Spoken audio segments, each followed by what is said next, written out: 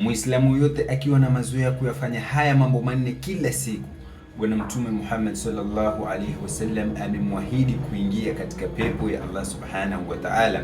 Mambo gani? Hakikisha unafuatilia mpaka mwisho na unazingatia. Siku moja Bwana Mtume Muhammad sallallahu alaihi wasallam alikuwa amekaa na maswahaba zake, akawauliza, man asbaha minkum al-yawma saiman, je, ni nani kati yenu leo ameamka na saumu, yani ameamka hali ya kuwa amefunga? Abubakar radhiallahu anhu akainua mkono akasema, ana ya Rasulullah.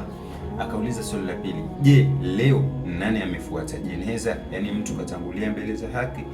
Wewe, yani akauliza nani ameenda kaliswalia na nani ameenda kazika? Abubakar radhiallahu anhu akainua tena mkono akasema, ana ya Rasulullah. Akauliza tena swali la tatu, je, nani leo amelisha maskini? Abubakar radhiallahu anhu akainua tena mkono, ana ya Rasulullah. Akauliza tena, je, leo nani ametembelea wagonjwa? Abubakar radhiallahu anhu akainua tena mkono akasema, ana ya Rasulullah. Subhanallah, mtu mmoja katekeleza mambo manne ndani ya siku.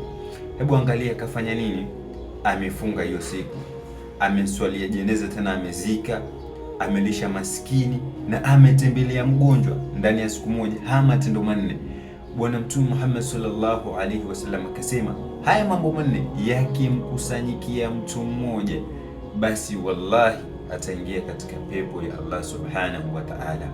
Wewe Muislamu, nakupa siri, kama kuna maskini area yenu, yani hebu hapo jirani, yani hebu wapatie sadaka kimya, yani hata ikibidi wapeleke usiku, utaona matunda yake, hata bado hujakufa, yani bado mambo ya peponi, utaona matunda yake.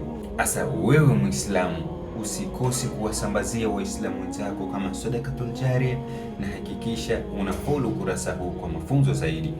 Assalamu alaikum.